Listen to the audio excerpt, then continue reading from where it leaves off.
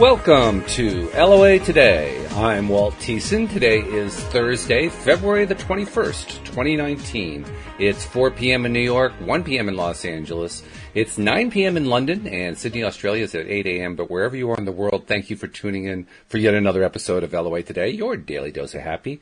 The only unhappy thing today is that my co-host Steve Rowell is a little under the weather with the same flu, I presume, that I just got over or I'm in the process of getting over. So we're going to send out a lot of positive energy and well wishes to Steve while he remembers. We were just chatting actually on Facebook a little bit earlier today, and I mentioned to him that it took me 36 hours of being sick before I finally remembered, oh, yeah, I'm a deliberate creator. I can get my health back. Oh, geez. What made me think of that? Well, he apparently beat me by about, 17 hours. He figured it out in 19 hours, so he's working on it right now. But he sent us a wonderful gift. He sent his life coach to fill in for him today, and that's who you hear laughing in the background. That's Dan Mangena, who is, I've only gotten to know him now for about 10 minutes. I'm liking him already, but let me give you a little history about him. He's a transformational life coach and a public speaker and an author. He's the creator of the Beyond Intention paradigm, which we're going to be asking about, and an ambassador for the Mangena Foundation. He's passionate about calling people to take deliberate action in pursuit of a joyful life of purpose. We like that. He carries a message to dream with your eyes open. I like that phrase. Around the globe as a regular contributor on Medium.com and also as host of the Do It With Dan podcast series, available on most major podcast platforms. And his mission statement and further information on how to connect with him across social media can be found at www.dreamwithdan.com and with using the social media handle @DreamerCEO. So with that introduction, Dan, thanks for sitting in for Steve today. I mean, first of all, it's great to meet you, and second, thanks for just sitting in. We appreciate it. Well, it's my absolute pleasure. Like we discussed a few moments ago, Steve was like, Dan, I'm not feeling terribly well. I don't feel like I'll be able to give my best today. Can you fill in? And I've been kind of hoping that he was going to... I don't know if I called it in. I don't know if his illness is my creation so that I can step in. Oh, you're going to take credit for it? Is that what it is? Oh. I might take credit for it. I might take credit for it. But... Well, fortunately, we know that's only humor because ultimately we can only create for ourselves, but we can certainly send energy to somebody else. So now I'm going to ask you, what kind of energy were you setting? No, I'm not sure I want to know. You can really bake your noodle with this one. You really could, yeah. This is like one of those things that, oh my God, my head is exploding. I don't know if I can handle this. But seriously, it's great to have you here. Tell us a little bit about some of these things that you, first of all, some of those terms that were given to me by Steve about things that you're doing and the concepts you're promoting and projects and so forth. They're fascinating. I like the way you put those wordings together. But tell us a little bit about what you're doing. Well, I think Beyond Intention is probably the best place to start because that's what everything really surrounds itself on. Mm-hmm. Beyond Intention is a 4-step model that I came up with about 11 years ago. And what Beyond Intention essentially does is it creates a framework for us to take control of something that I call the choice machine. My philosophy simply is this. If we actually take a moment to consider the reality of who we are right now, mm-hmm. we're just running on the basis of our consideration of the memories that we have, memories of experiences that we've had. Oh, yeah. Even if you think about your favorite food, right. by the time you've actually consumed enough of it to consider whether it's your favorite food or not, all of it's happened in the past. Right. Yes. So true. Everything is a reflection on the past. Yeah. And nothing starts from nowhere. There's always a point in time where everything starts. And mm-hmm. every single one of those points in time that leads to the outcomes, the paths that we go on, all began somewhere. And at that point, we had the choice to take one path or another. And whether that choice was made consciously or subconsciously, everything that we are is a result of what we look back on as experiences. Mm-hmm. And every single one of those experiences goes back to a point in time where consciously or subconsciously, we chose to go one way or another. Right. Mm-hmm. Beyond Intention puts us in control of that choice machine so that we can deliberately choose and therefore create our lives. And that makes total sense. And I mean, when you explain it that way, it's like, okay, the podcast is done. Thank you for tuning in. We'll talk to you next time. You just pretty much solved the whole problem right there. But that's it. You're right. That's exactly what happens. We're creatures of the past trying to live in the present, and that can be confusing at times. It creates problems. It creates a wonderful therapy industry. It creates a life coaching industry. I mean, there's all kinds of things. But it also causes challenges for people and problems. And I mean, I don't know that the terminology is always consistent from one person to the next. Here on LOA Today, we just talk about in terms of resistance. We tend to take the Abraham terms more than anything else. I talk about resistance as well. Yeah, you do the same thing. So, okay. Yeah. And resistance is, I mean, they just all crop up. Almost all of them are tied directly to something in the past. And usually we don't know what they are. Usually it's like it's a mystery. Sometimes we know. Sometimes it's pretty obvious. But I'm amazed how often something pops up in my own experience, and I say to myself, well, what is that? Where the hell did that come from? Because I don't know. It doesn't. I can't make an immediate connection. I think that happens to a lot of people. But it does. Yeah, I mean, I imagine you run into that a lot as a life coach because you're constantly helping people overcome resistances, right? Well, yeah, I mean, so when you think about it, I mean, one of the things I love is that whether you're listening to Abraham, whether you're listening to, I don't know, whether you're reading the Book of Seth or right. I Am Word, or you're listening to any of the great minds, going back to Buddha, anyone that's in any form of life creation and alchemy on any level, everybody's really pretty much saying the same thing. They're just saying it in slightly different wording, really because truth is finding a way to express itself to reach someone else. Even goes back to my philosophy on religion, which is something I call the purple brick theory. If you strip away man's deliberate manipulation of truth, regional differences, language differences, and take everything back to its root, there's very little difference between everybody. It's true. But everybody, it's almost as if that thing that we call God has expressed itself throughout the ages to different people at different times in different ways so that we can all have the opportunity to connect with it in a different way. But the truth just is. Now science is talking about the quantum field and quantum mechanics and energy, which is exactly the same principles as spirit if you match them up against each other. Then you can go to the Native Americans and they'll talk about the Great Spirit. You'll go to Dreamtime stories at the Aboriginals and they're talking about an exact replica of the story of Adam and Eve. Then you can go to the I think it's the Enuma Elish, where they talk about Adama and Nakash, which is exactly the same as the serpent in the garden. Everybody's telling the same stories, but everybody's telling it from a different angle. It's true. And the truth of how creation happens doesn't change from one person to the other. It was really funny, and even in terms of battling the ego with myself, looking at some people, they're like, oh, hang on, that's what I say, that's my... No, it's not mine, it's just truth. It's just truth, right? And wait a minute, you mean none of this is original? Come on, that's not fair. That's original. We just find different ways, different languages that speak to different people. I happen to speak to people that can, I mean, I think I specialize really in just simplifying things and putting it in a way that's quite systemized so people can look at it and consume it. But it's no different to what, I don't know, any of my teachers would do or any of the ancients would talk about. It's exactly the same thing. As above, so below. We are, what we are creates what we experience. The only thing that stands in the way is the resistance to our thoughts showing up, whether it's in our energy field, how we feel, whether it's in our mindset, what we believe, or in our actions and what we fail to do. That resistance is the only thing stopping every single thought we have show up in our lives. It really pisses me off, too, I have to honestly tell you.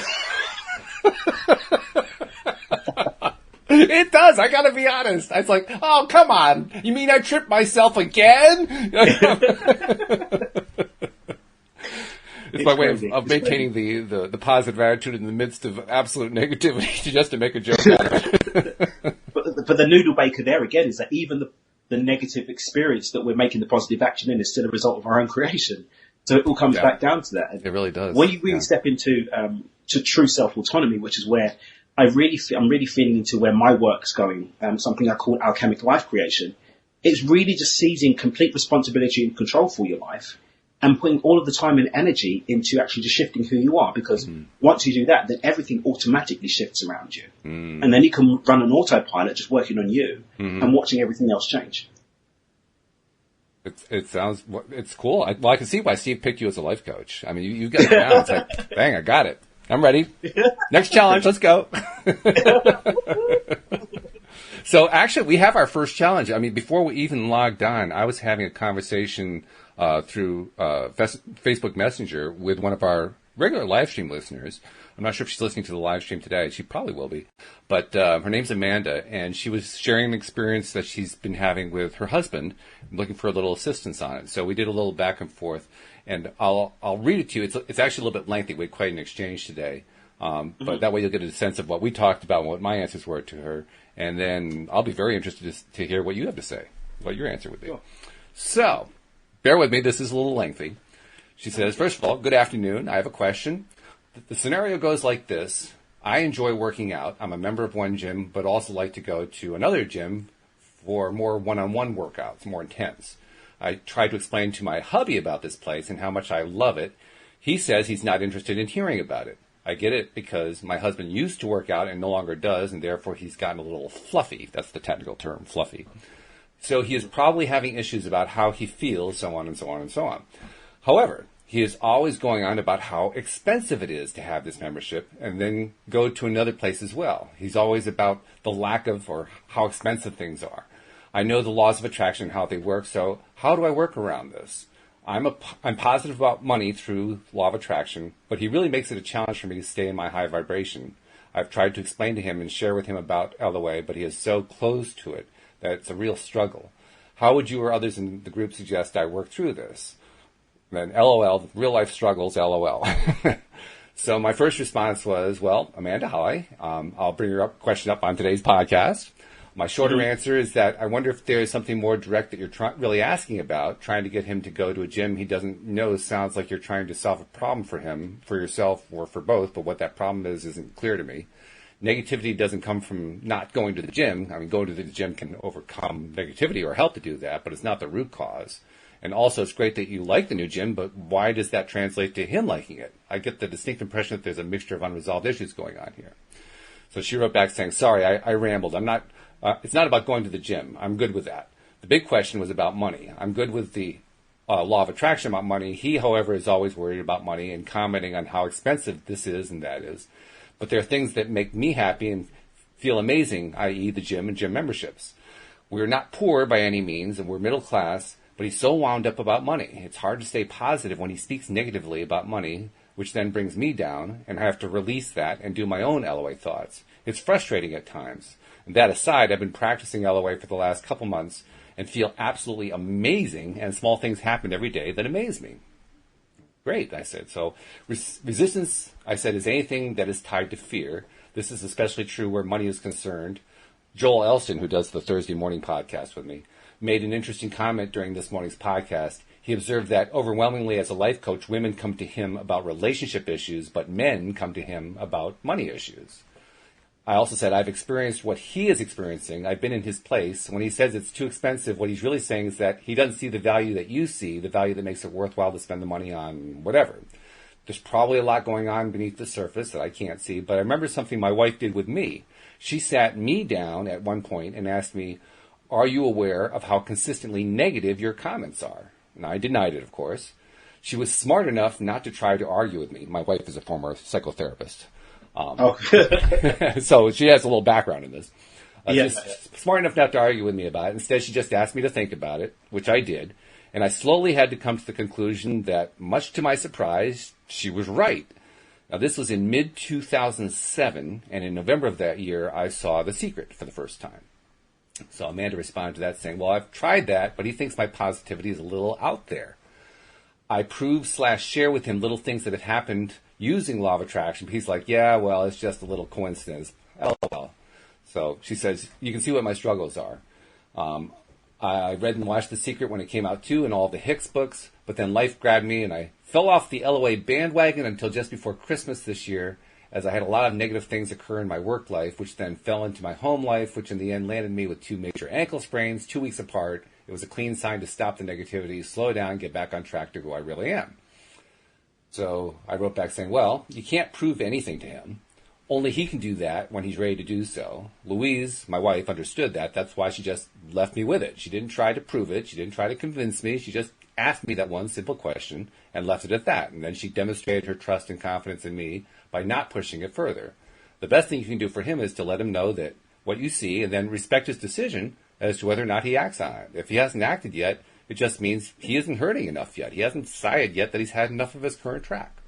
So that's how far we got with our conversation. And obviously, we didn't cover everything that she brought up, but that gives you a lot of room to talk. So what do you think? What would you say to Amanda? I'd cut to the chase on it, really.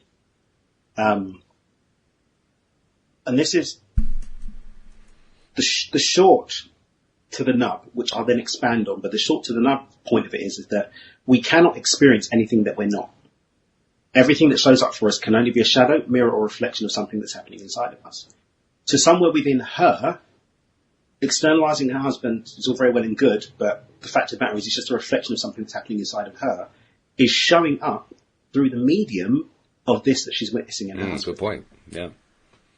And so when she's witnessing the resistance coming up through her husband, it's most likely that's just the line of least resistance for the mind's attempt to hold her in the same place, showing up in her world in a way that allows her to still tell herself, but I'm doing the work, I'm doing this, but if it wasn't for my husband. So it enables us to keep ourselves, and we all have these gremlins that show up for us, right? It enables the mind to keep the illusion of change while actually really keeping a homeostasis. Some people have swings. I normally have to battle swings. That's what it is with me. I don't really, because I've spent so much time working on this with myself, over a decade doing on this, 15, 16 years in general, but over a decade through the model of Beyond Intention that I use, it's very difficult for the gremlins to get me. So they have to get even more clever. And so what happens is that it's normally really something quite deep and intricate. The whole thing of, that other person, I can't get away with that anymore because the mind doesn't lie to itself and it's not being my enemy. It's just doing its job of keeping things the same. So that's why in my work, I talk a lot about micro-shifting. I think Steve's mentioned about micro-shifting a couple of times on the show. Yes. But micro-shifting, what we do is we take consistent, conscious baby steps in the direction of a chosen outcome. And what that does is it actually ninja slips around the mind so that by the time it realizes that you've made a change, it's actually settled into the new way of doing things and you don't get the same resistance. So in this instance, what's happened is she probably made these massive leaps, discovered this wonderful information, started making massive leaps. The alarm bells have gone off in the mind and it said, whoa, this looks like we're about to make a change. Time to put my cape on and go to work. Right. Where is the easiest place for us to keep her in a loop so things stay the same? Husband. Very nice. I like this. Then the choices are made in speaking to her husband in the first place. I don't know how long she's been married, but women are intuitive creatures. Men are too, but women are, especially when it comes to the man in their life. Absolutely. Right? Yep. She knows what on some level, I'm not saying consciously, on some level, she knows what's going to switch his buttons.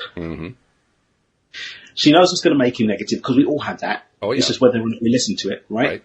And so then it gets expressed in, blah, blah, blah, blah. And then he's like, rah, rah, rah, rah. And then she's like, oh, God, there's the negativity. Oh, my husband. But because of externalization, I love it. Because of the externalization, we slip past the trap of being able to say, I'm doing the work. I'm feeling great. I'm doing all this, but my husband. And that externalization creates the space Very good. for that resistance to consistently show up. But the second that you actually bring it back in and say, okay, this is either showing up as a shadow, i.e. a darkness that I'm avoiding, or a darkness that I fear, or a darkness within me that I failed to recognize, a reflection, a direct mirror of what's happening within me that I'm seeing in somebody else and refusing to acknowledge, or a mirror, the opposite of me, that I'm giving attention and energy and therefore allowing to show up for me. Very good, yes. But coherent frequencies consume incoherent frequencies. And so instead of trying to convince her husband, instead of trying to even convince herself, all she really needs to do is, we'd say in Beyond Intention, number one, accept. Step one's accept. Accept that I've created this crap up till now. Cool. But now's a new moment. We can do something different. I can only create change if I do something myself and I take responsibility and change me. That's step one. Step two, come back to the only point in time that really exists, which is the present moment, the now. Right. It's called clearing. Whatever we've got to do that. Some people use, Abraham talks about breaking the momentum by going to sleep or having a nap. I love that one. I like to dance, put some good music on, or I'll meditate, or I'll do some chanting, or do some yoga in order to just ground me, bring me back to the moment so that I can make a new choice. Right. And in that choice, I ask myself, okay, how do I want to feel? Do I want to feel this negativity and resistance? No. Because an intention really is just how we want to feel expressed as words that we connect together in order to call in a specific outcome. So I set an intention in that space. In the present moment, I say, okay, how do I want to feel? I want to feel happy. I want a loving, harmonious relationship with my husband. And then step three, gratitude. We connect to that feeling by being grateful for it in advance. We connect to that feeling. And then step four, we sit and wait for the clues about where we are in the journey. Are we still veering towards that choice that we don't want? Okay, we go back to the beginning and realign ourselves. Are we getting closer? Then we celebrate every micro shift that we make getting closer. And then when we do arrive, we celebrate our arrival and anchor in that new baseline for our creation from where we are from here on in. So I just ask her to say to herself, first of all, is she ready to accept that her husband is not doing anything other than expressing what she's calling in as a vibrational frequency? That's number one. And number two, is this the frequency that she wants? If no, how does she want to feel? And feed into that. And if yes, then stop complaining. So this is why I have so many life coaches as my co-hosts, because, boy, they're so much better at this than I am. I learned so. I like to joke, Dan. I am the best coached person in America because I have all of these co-hosts in the UK and in America who are giving me all this great coaching just vicariously, just by having these conversations. And you're just proving it one more time. I mean, I'm realizing just how much I was helping her dance around her little thing that you cut right to it. That was great. I love that. But I'm very direct, and this is why. I mean, I only coach 5 people at a time personally. I've got a great team. Steve's training to be one of my coaches at the moment. Yeah.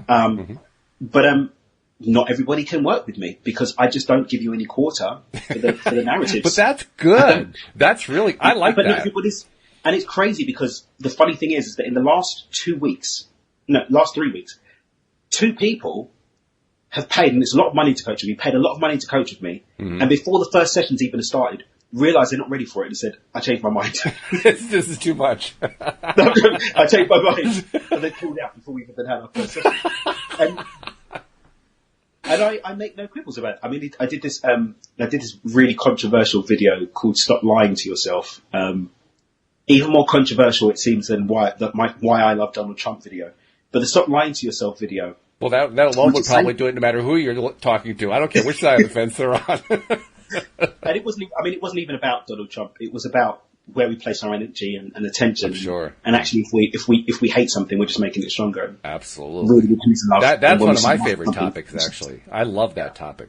Yeah. But I'll fire you over the link to that one anyway. Okay. Yeah. I'd love to. Yeah. But the controversial video, I was literally saying that some people just aren't ready, and it's okay if you're not ready. Mm-hmm.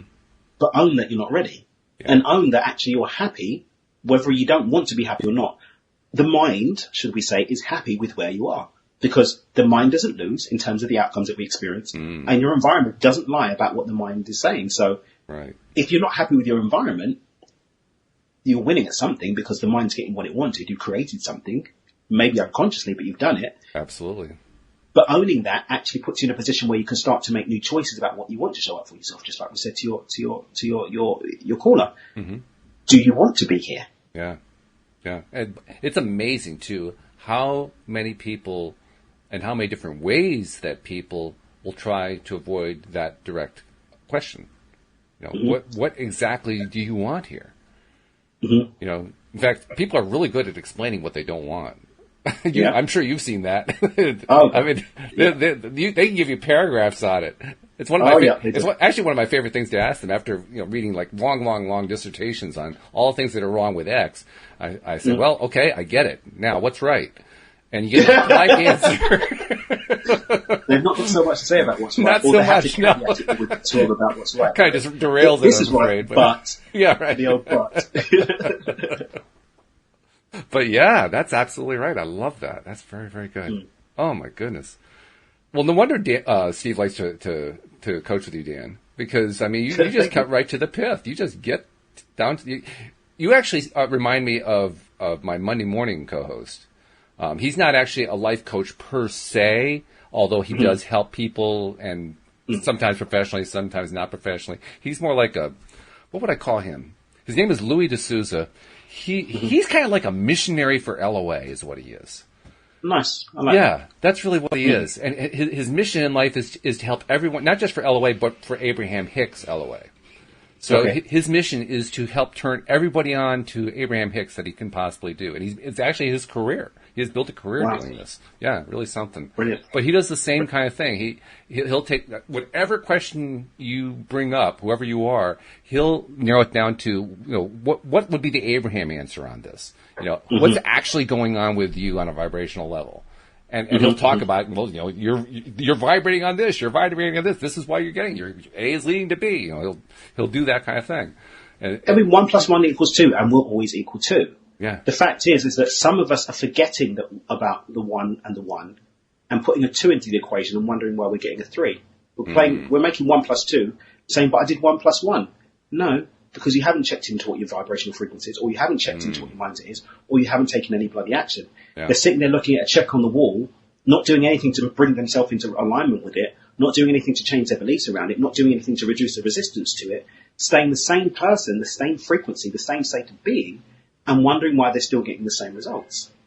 Yeah, that's true. The environment does not lie. And it's because, I think it happens most often because when we're not in that great alignment, we kind of trap ourselves mentally into a space where we really forget even the basics of stuff we've learned. So even if we've been learning Abraham or Seth or Neville Goddard or, even the more Napoleon Hill or Wallace Wattles or any of these other guys, or the women too, we may have learned it, and then we get into the bad space and we can't remember any of it.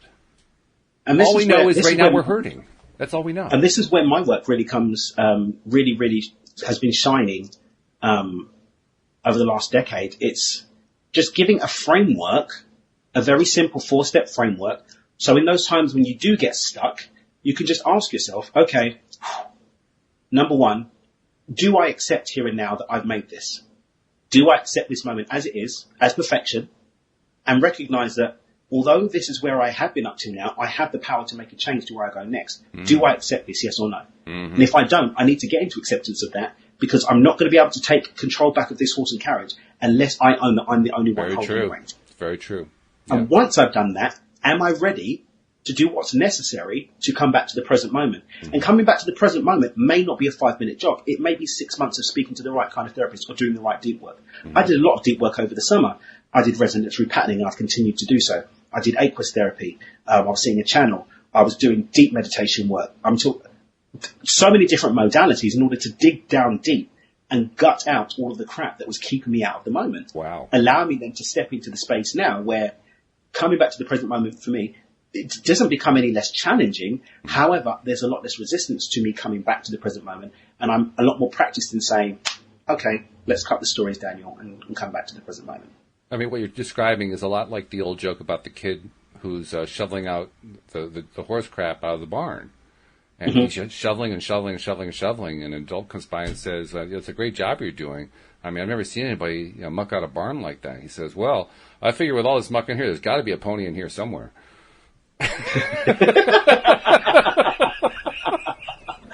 Oh, God. So often we spend so much time looking at the muck that we just end up just with more and more muck. Because where attention goes, towards it goes. And, people go to all this time. I mean, I was saying this I was having a coaching call with someone, can't remember when it was, earlier in the week. And she was trying to understand about this problem. And I just said to her, okay, but is thinking about the problem bringing you any closer to being a state of being that is the solution? Yeah. No, it's just keeping you vibrating at the same level as the problem. And that's one of the gremlins that comes in. I've got to work it out. I have to understand what I call the perpetual planning loop. Perpetually planning to get out of the muck. By the way, I have a degree in that one, by the way. I think I've got a master's degree. But yeah, if you just ask yourself, how do I want to feel? Connect with what that is as a vibrational frequency, step into that, then you're a lot further along. Now, of course, we still have to deal with the mindset. We still have to identify, is there inspired action for me to take? And take that action. But unless you're ready to deal with the frequency, which is the first point of call, I mean, a lot of people dig in with the action. I've done this and I've done that, I've done that, this and I've done that. When you look at visible light, that spectrum that we're calling physical reality is like that against this. Right. So many other vibrational frequencies have been gone through before we get to physical matter. It's literally the last thing. I call it's conversely the biggest thing and the least important thing. It's the biggest thing because it's the part that people sometimes don't do. They just put the check on the wall. They just meditate and don't do any action. But at the same time, it's the least important thing because it's the last thing that you should be checking off the list. It's a good point. But you do have to check it off the list. Yeah. Yeah, it's a good point. We do tend to put the muck before the horse. We do tend to put the cart before the horse. But it's true, we do. And we kind of, it's what I call the magic wand effect. We tend at times to want to just wave a magic wand, and once you wave the magic wand, the pony will appear. That's the way we tend to treat it. We don't realize so much of the time that like 98% of it is what we're working on us. And that's the harder message to deal with. And the thing is, doing that means that I can't blame my wife, I can't blame the kids, I can't blame my boss. Yep. I have to own that it's just kind of me vibrating a frequency that's calling in different experiences, whether I want to own that or not. And some people say, what about little babies? A little baby didn't ask for this and didn't ask for that.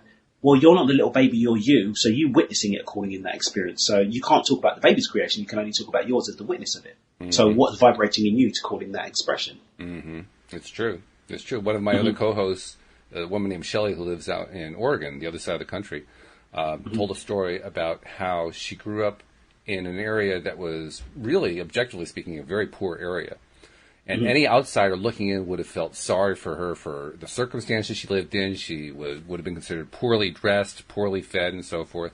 But that's not the way she experienced it. From her experience, it was like a wondrous childhood. I mean, because she wasn't badly treated or anything like that. She just didn't have a whole lot. But for her, it was all about finding stuff out and exploration and so forth. She didn't see herself as being a poor child. It wasn't until much later that she started to get the perspective and realize, oh, wow, this is what I grew up in. But that's not the way it felt to her at the time. So that points directly to what you're talking about. It wasn't necessarily what the kid was feeling, it's what the observer of the kid was feeling. There you go. Yeah. Because we spend so much time thinking about what other people are thinking instead of thinking about what we're thinking about, that we lose touch of our ability to step consciously into the position of the author and creator of our lives and start calling the experiences that we actually want. Mm-hmm. Now, all that energy is going into making judgments and observations and having opinions and so on about other people, places and things. Whereas if we call that power back in and start here, accept that we are the author and creator, and funnel that power back into here, then we can start creating that alignment with our energy, our mindset and our action, and start calling in the experiences that we want. Every single thought that we have shows up for us if we step out of the way and allow it to. And actually creating the ideal life, I mean, we talk about the ideal life blueprint. It's one of the main things that we coach on in 12-week program, and a lot of my my workshops. We're doing a retreat in Malta, just sold out this week. We're doing another one later in the year, which Steve's coming along too. And we're just spending a weekend literally just identifying what is the picture of what we want.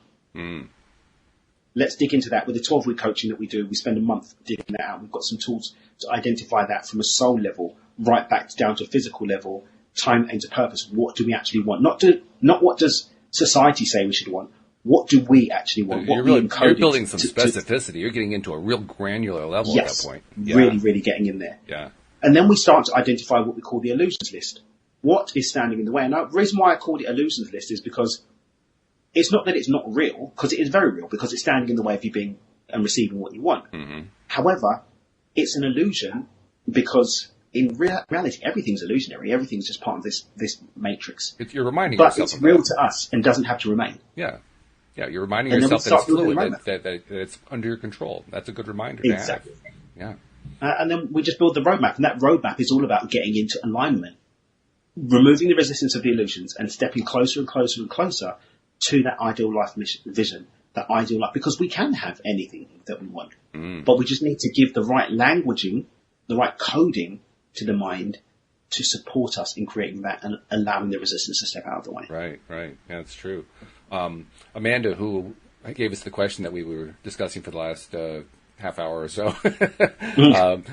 when I was telling her the story about how my wife had sat me down, which she did, and it was in mid-2007, and I realized that what she said was true. I really was focusing on all this negativity. When I saw The Secret a few months later for the first time, and I heard in The Secret, well, you have to control what you're thinking about and so on, because if you don't, if you just go by default, all that negative stuff you're thinking about is going to produce more and more negative stuff.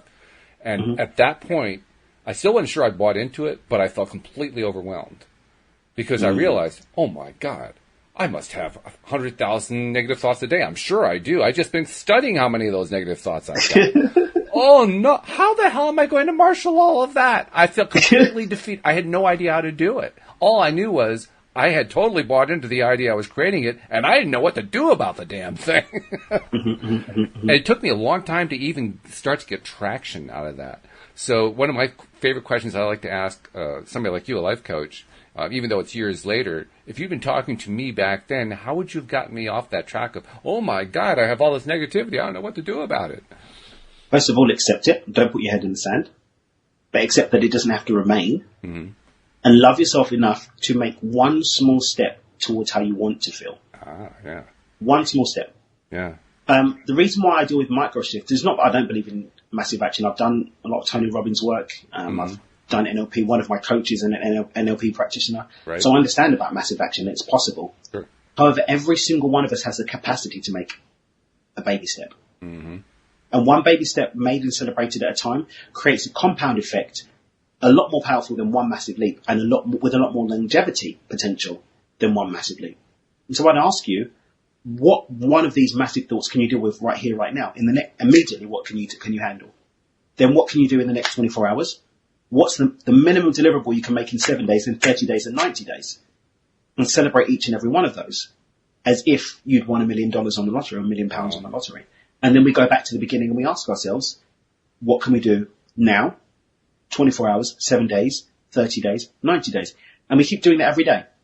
Just the minimum deliverable. Not anything complicated. What's something that we know we will 100% achieve? That's good. And understand at the beginning, how are we going to succeed? How are we going to celebrate it? And then if you keep doing that, you'll just chip away at it. You'll chip away. And that celebration is going to create chemicals and hormones in the body that cause the mind to get excited and want to support you. Then all of a sudden, all of your mind body, all of your cognitive function is supporting you in creating more successes in alignment with these little baby steps, these micro shifts you're making in that direction. Mm-hmm. And before you know it, you'll start making quantum leaps by accident, because now all the processing power of your subconscious mind is saying, hey, right, what can we do to support this? We want more of that oxytocin. We want more of that dopamine. We want more of that of those endorphins being produced by the celebration that Walt's doing when he wins at this, right, and gets another microshift done. And then before you know it, you're on autopilot, chipping away at that. Instead of the autopilot working against you, quote unquote, by giving you all this negativity, it's working with you because it wants you to actually have more successes and more celebration, because it enjoys those chemicals more than the cortisol and more than the other crappy hormones being produced in your body from what you were doing before. Yeah, I like that. I love the detail of that answer. I didn't have you as a life coach at that point, so I couldn't get that answer. What I did have, though, was my wife, who was a former therapist, so I went to ask her. And she didn't give me all that beautiful detail that you just gave me, but her answer was very similar. Her answer was, you like to go take walks. Just go out in nature and find a flower and examine the flower and appreciate the flower. Just start with that. There you go. That was her entire... I mean, now what she meant was all you just described. She just said that much, but it amounted to the same thing. And that's what I did. And that's where I started slowly climbing out of it, just by doing that. That became a lifelong habit now.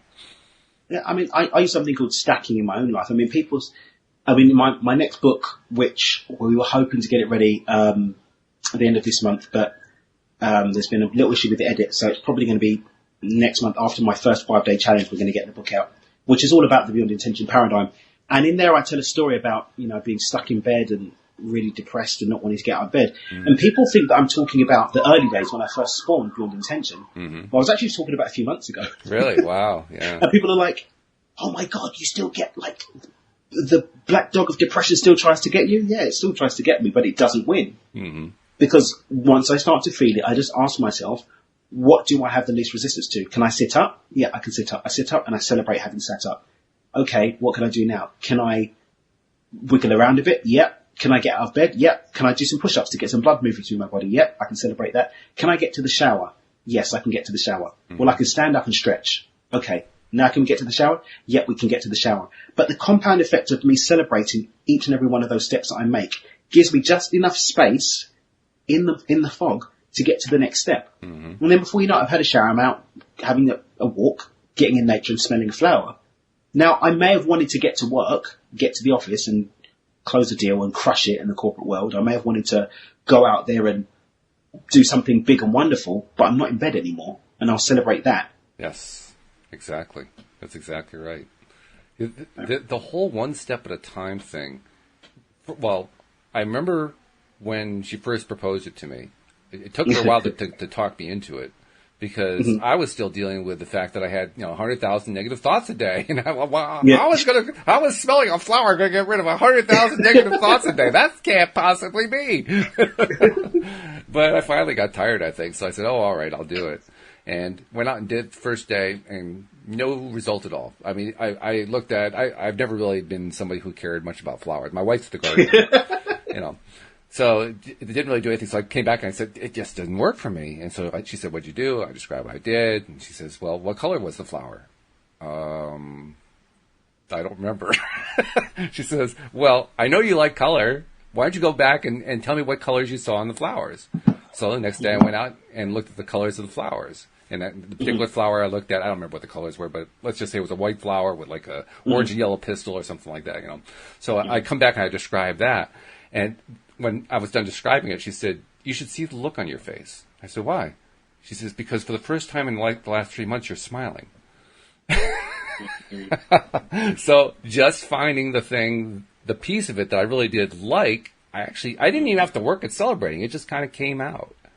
And that's something I've noticed over time. There was a time where I was following some of the ideas of Sean Aker, the positive psychology guy. He proposed the idea of it was like 5 different things he suggested that you do. One of them is if you're going out in the world and doing things, as you pass people, greet them or at least smile at them and interact in some way. And that was a big deal for me because I've always been a very introverted person. But I also like a challenge, so I figured, okay, I'll try to do that. And I started doing that on a regular basis when I go out on my daily walks. I love doing my daily walks. My cat may knock over the lamp, so I'm going to be a little bit distracted here for a second. But, no worries. But as I'm out on my daily walks, I'm engaging in that more and more and more. A day comes where I'm out on a walk, and I'm not really feeling engaging in that way. But I'm occasionally acknowledging somebody. And there are a lot of people who are out. This is like one of those rails to trails things. So it's a long, long walking path. Lots of people use it all the time. People are passing me, and as they're passing me, I find they're all smiling, big smiles at me. I'm saying, I'm not going out of my way today. What's going on here? I don't understand this. And finally, I pulled out my phone to do like a selfie type thing to see what they're looking at, and there's this big smile on my face. I'm saying, where did that come from? I had built it up over time without... Yeah, right. I had built it up over time without realizing it. There you go. And now, look, it starts reflecting back to you in your world. Exactly. Yeah. At such a rudimentary, yet such a beautiful level. Yeah. That smile that you're putting out is coming right back to you. My cat gets very determined. No worries. Yeah, at such a rudimentary level, what you've put out has come back to you. In a beautiful way. Yeah.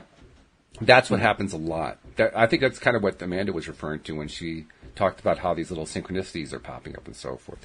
Those are the things that kind of give you the fuel to keep going. Like, oh, I really am making progress here. Stuff is happening, and I'm the one who's making it happen by what I was thinking about yesterday. And what I'm thinking about today is going to create my new tomorrow, and so on and so forth. And it's all just kind of building over time. That happens long enough. It took quite some time for me before I started to really believe this was actually going to help me. I needed lots and lots of evidence. And I think I still do. I'm still wanting lots and lots of evidence. But over time, it accumulated enough where it finally had a tipping point and said, yeah, this is actually working. I'm actually producing results in the best possible way when I'm not realizing that I'm putting out the stuff I need to put out there. And that's how you know you're really making progress, I think, And this is what, again, when you're micro-shifting, because, you micro-shifted into having a smile that called in smiles from everywhere around you. You didn't even recognize.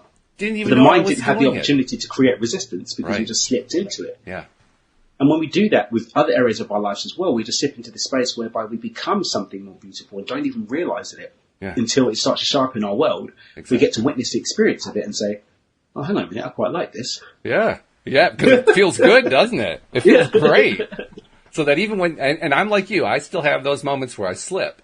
And I can slip pretty good. I can slip so far sometimes where I can't remember, it took me 36 hours to remember, 36 hours of being sick to remember that, I have the power to get well again. So I spent 36 hours feeling miserable about being sick. But I finally remembered. It perpetuated the sickness. For being miserable about it. Within 24 hours of remembering, all of a sudden I had a massive improvement. You're right. And, we've still got, no matter, even if you're 15 years old, you've spent 15 years learning to believe things work a certain way, which often is that it takes time to get better. And so I think it's really important for listeners to recognize that, change takes a moment, but it takes time to recognize that you're ready or be in the state of being ready for the change. Right. And so you recognizing, that epiphany was the point that the connection was made between you and that reality where the wellness was there, but you had to go through the belief systems that your mind has about time that it takes to get better. Yeah. And until you challenge and consciously shift those, it's going to be the same. And some people are like, I believe I do this and do this. Why isn't my money showing up? Why am I still broke? Why haven't I met the love of my life? Yeah. I mean, I did a video called If You're Doing Everything Right, It's Not Going Wrong. And what I proposed in that video is that because we have belief systems about how things have to happen, as long as we continue the road of that, then it will show up until such time as we change our beliefs about how it has to show up. And so actually, if we just hold the line and hold the frequency of it, like with you, that 24 hours, you held the frequency, you kept remembering, I'm well. Wellness is actually my state of being. This sickness is just a blip that I've allowed myself to fall into unconsciously. I don't choose that, I choose this. Hold the frequency, and as soon as that time that we've created in our minds, because of the illusion of time, has allotted for us, all those steps have been passed through, right? Then it'll show up. I don't believe $1 million can manifest out of thin air. It can, because there's a quantum reality where everything's possible. But I don't believe that. There's no cognitive connection between me and that belief. But I do believe if I create value and go to the bank and pull it out of the bank, I can come and put it on the table. I do believe I can do it, but I would have to go through those steps of creating value in order to do it. In the Microshift to Millions project, the experiment that I told you about that we're doing, we play something called the money game. And in the money game, the whole purpose of it is, and it started with me and I've been using it successfully now, breaking away from the illusion that we have to do anything to actually manifest anything by expanding an edge around what we think is possible to create. And what do you mean by an edge? What do you mean by an edge? What's an edge? The edge is, so in the money game, what we do is, and I'll give you the quick, you start with saying, I intend and create $10 or more to come to me in an easy and playful way. I'm open and ready to receive this gift of abundance in my life now. We set an intention. We write 5 things to be grateful for. And then we close that book and we don't think about it. Okay. So we set 5 things to be grateful for, and we actually really step into the gratitude for each of those, really experience all of them. They don't have to be connected to the $10 or more. They it's don't. Just okay, I want getting to into that gratitude. Okay. Close the page, forget about it. The $10 will show up. Okay. It might take a month, it might take a year, but it will show up. It's only delayed by your resistance to $10 manifesting for you. Right. Now, the reason why we say $10 or more is because what happens is setting this intention opens up the door for money to come to you. But the money that comes is basically what your mind believes the or more edge is. So if your mind believes that you can manifest 500, then instead of you getting $10, you'll get 500. And then your edge is $500. If you only get the 10, that means that your edge is 10. Okay. And your mind believes you can get what you asked for, but not anymore. So the edge kind of represents where you are right now in your acceptance of this much I can expect to come in. Okay. Yes, but then what we do with the game is there's a specific process that we go through with the number of times we expand it, the number of times that we do this process over time to push the edge and expand it so that it stretches and stretches and stretches and stretches. I'm doing an experiment now and I want to stretch the edge all the way up to 1 million. Right. At the moment, I've got up to 20,000, but I want to get it all the way up to 1 million. That's part and parcel of what I'm playing with. But you expand, you contract, you expand, you contract, you expand, you contract. Each time saying or more, or more, or more, whilst doing the work of clearing any resistance that shows up in your experience around this process full stop and around creating abundance. Now, I'm a little confused about one point because when you were describing the $10 plus edge, you were also describing how it could take a day, a month, a year, whatever. It'll take whatever amount of time it takes to come. I was also under the impression that this challenge you're trying to do within a certain period of time. Did I misread that? They're separate. Oh, so the game is something I'm running alongside the challenge. It's one way that we can use to add money to the pot. Got it. Okay. But it's just a tool to remove the illusion that we need to do things. Right. Okay. Action is the final part. Everything else is more important, but we're ready to take action. But we want to try build up that thing of spontaneously allowing things to create. Okay. So what then becomes the value of time limits? What does that bring to the table, so to speak? The time limit is something completely different, because the time limit isn't really a time limit. It's just the time that we're spending on the project, because every month we're going through certain steps. Got it. On the project, every month we're going through certain steps because we're using a certain method in order to watch money compound. Got it. And every month we're doing another step, another step. But within 18 months, we can get I always there. get suspicious about plans. So you do it within X amount of days or X amount of months or whatever. And it's like, wait a minute. Whoa. That's like a big setup from my perspective. Yeah, but so all that we do is we set a real minimum deliverable, and we expand the experience every month so that the minimum deliverable is pushed, and we make it easy so that you can do it.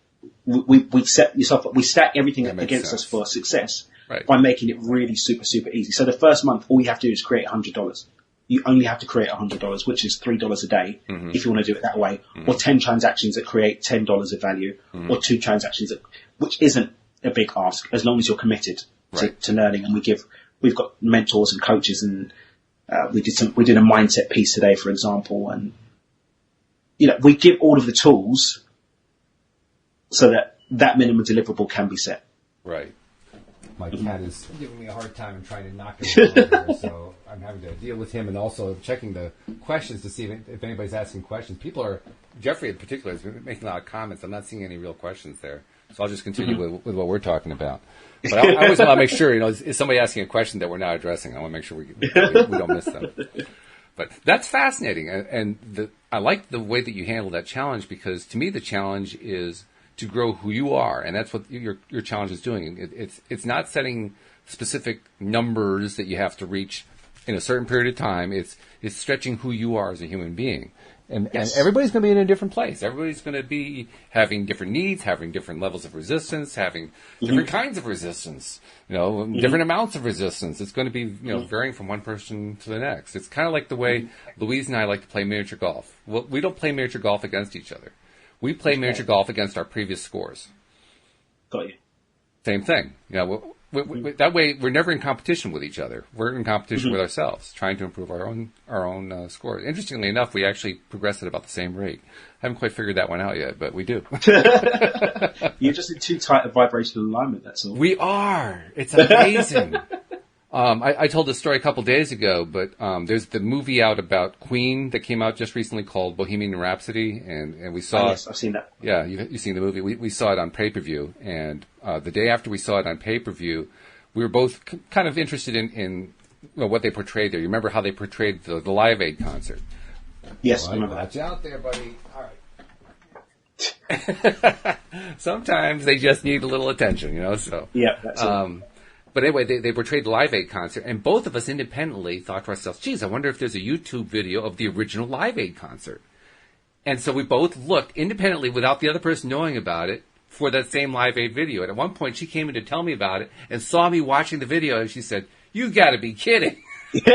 Once again, we're proving we're on the same wavelength entirely. There you go. Happens all the time. It's crazy. Absolutely. Yeah. So, well, this is fascinating. This is good stuff. I kind of wish we had a lot more time to work on it, but we're only down to like 5 or 10 minutes left. So in that last bit of time, what can you tell somebody? First of all, how can they find out more about you? And then more importantly, what can you tell somebody who is dealing with something? They're stuck on something. They're kind of this is like the generic answer. Where do they begin from your perspective to get themselves back on track? This is kind of like going back to the beginning again. Going back to the beginning, I would say before you do anything, you have to step into the power to change something. Mm-hmm. So one of the core principles, and probably the first place that I started when it came to creating or unfolding beyond intention, was something called common denominator theory. And that's the realization that you have to come to, that if you look at every single experience in your life, there's only one thing common in every experience, and that's you. So the logical place to start when effecting a change with the greatest reach is with yourself. And actually, when you look even deeper, you'll see that the only one that's been there at every point, when we talked about the choice machine earlier, the only one that's been there at the point of that deciding, whether it's consciously or subconsciously, has been you. So when you own that, yes, it means you have to own responsibility for everything that's come before, but it also means that you have the power to change anything going forward. So I would encourage people to spend some time just actually genuinely, not doing lip service to it, but just connecting with, not from a self-flagellation, or however you say it, perspective, but just from a loving place, just acknowledge that, okay, cool, everything that's come up till now has been me, but everything that's going forward is me too. And that means that I can do something different. If I make different choices, I can create different outcomes. That's where I would always encourage people to start. And from that place, just actually ask yourself what you really want. Not what your mum and dad said, not what your teacher said, your boss said, or your children or society. What do you want, and what does that feel like? What you're really talking about here is twofold. it's first of all changing the negative stories to positive stories. That's a big part of it. But more importantly, it's giving yourself credit for it. Yes. We don't talk about that very much, and we really should, shouldn't we? Mm-hmm. I'm actually going to do a video about that either later today or tomorrow. Just this whole idea that you're always winning, nobody's losing. It may not be what you particularly consciously wanted, but subconsciously you set that direction and you made it. So celebrate it, even if it's not what you consciously want.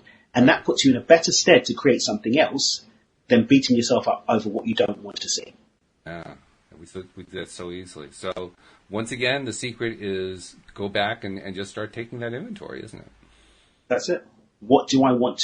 More importantly, what does that feel like? Because everything that we actually want, really we want it because of how it's going to make us feel at the end of the day. It's the frequency that it gives us. Right. I want a new car. There's something behind that. Even if it's the ego trap of I want a new car so everyone can see that I've got a new car. That's what you want to feel. Okay, own that and you're going to be better positioned to get there than not actually owning and acknowledging that fact. Yeah. Yeah, that's good. That's good stuff. How does somebody find out more about your books, your classes? Maybe somebody actually feels up to the direct challenge of coaching with you. You never know. There might be somebody who's on that one. How do they find out about you? The funny thing is, it's quite a unique position that I've got 2 slots actually open on coaching at the moment. But I normally encourage people to go to dreamwithdan.com, check out on Facebook, look at some of my free content. The 5-day challenge is starting on the 4th of March. I really recommend people do that. It's 5 minutes a day over 5 days. I'm going to be giving you some practical steps to actually stepping into control of the choice machine. Not in a big way, micro shifts, minimum deliverables, just a little thing that you can do every day. There's some prizes and stuff being given away. That starts on the 4th of March, like I said. I've got 2 books out at the moment. One is on time mastery, called From Time to Time. And another one's called The Dreamer's Manifesto, which is about connecting you to why you're here. It goes a bit deeper than purpose, I find, and it's just an explanation of my catchphrase, dream with your eyes open. So head over to dreamwithdan.com. Definitely check me out on Facebook. There's a lot of free content on there, hours and hours of free content you can get on there. If you really want to do something with us, our programs start from like $100 or something like that for the online programs, where you can really start getting shifts and there's reviews about that. But I mean, coaching with me, like I said, it's not cheap, and it's not cheap, and it's not for everyone. Right. And to be honest, a lot of people that think they need coaching don't need coaching. They just need a nudge in the right direction. So I encourage people, get some of the free content first. Jump on the 5-day challenge. We're going to have a lot of fun with that. And there's going to be some great content. And if at the end of that, maybe you want to try a program, maybe jump on our group coaching. The group coaching is I think it's $37 or $47 a month. There's a group coaching call every week. You get daily content and access to me and the team to ask your questions, and we'll support you in getting what you want to do. We do a lot of events. Like I said, my next event is on Saturday in New Jersey. I think we've got 3 or 4 seats left on that. We're not doing a live stream of that. The mastermind retreat in Malta is sold out, but we're doing a live stream for that. All the details are on the website, dreamwithdan.com. And dream is a big word for you. You use that a lot. Dream with your eyes open. Yes. Dreamwithdan.com. I mean, dream is big for you. And Dream a CEO. Because dream for me, and the reason why I say dream with your eyes open is because, I did some work with Dream Yoga in terms of my spiritual practice, but this thing we're walking around now, in fact, I'm speaking at the East West Bookstore in Seattle next week, Thursday, again. They've invited me to come back. And the event I've called it is Navigating the Divine Matrix. And what I'm really speaking to there is that this thing that we're now acknowledging is just an illusionary state. Can be bent to what we want if we acknowledge that we're more than the dream, more than the illusion. So dreaming with your eyes open is acknowledging that if we're aware and actually own the power that we have actually being more than this thing, then there's no limit to what we can experience, no limit to what we can create. And that's where I really come from with that. It's a great lesson because we tend to think about dreams in terms of what it is that we want to achieve or bring into our lives. But the dreams are also what we've already brought into our lives. And they're still dreams. And we don't normally think about them that way. We think of, oh, no, that's reality. Right? No. And there's some deep esoteric rabbit holes we can go through on that. And I just had this afternoon, I did something called quantum hypnosis, which was absolutely mind-boggling, and speaking to that whole thing of just stepping outside of the illusion for a second and looking from the outside in, right, and seeing what answers you can call in from that space. Yep. And when we do that, it's an interesting rabbit hole. It's an interesting rabbit hole, but there's so much more to it. And like I said, purple brick theory science is now speaking to what the ancients spoke about and calling it a different name. But we're getting closer and closer to the old way of thinking, the old way of doing things, and just putting it in new language. And that is that we are the author and creator of our lives. Everything that we think becomes what we are. Everything that we experience is a reflection of what's going inside. As within, so without. The environment doesn't lie and the mind does not lose. Well, Dan, I can tell you, you have introduced some really cool concepts here, and I really appreciate you taking the time to do it. Thanks for filling in for Steve. I know he appreciates that. Hopefully our little exchange among the three of us will remind, I know it already has reminded him, oh yeah, I got to start focusing on getting better. But but his getting better has been a benefit for us, because you do a great job of just getting right down to the core, right to the pith of the thing. That's fabulous. Thank you for that. Stay in touch, I mean, definitely. Let us know what's going on with your schedule and so forth. And I've got a radio show over on 1150 KKNW with my co-host Jess. We'd love to get you on the show and talk about this sometime. So I'll get together with Jess and work out how we can get you on the radio show as well. Yeah, that'd be fun. That'd be a lot of fun. Yeah. All right. Yeah. Thanks again, Dan. Before we go, I want to remind people, if you're not yet a subscriber, please become a subscriber. The instructions on how to do it are on the homepage at LOAtoday.net. And for now, we're going to say thank you to Dan, thank you to our live stream audience, and thank you to our regular subscribers. We'll see you all next time here on LOA Today. Goodbye, everybody. Thank you very much.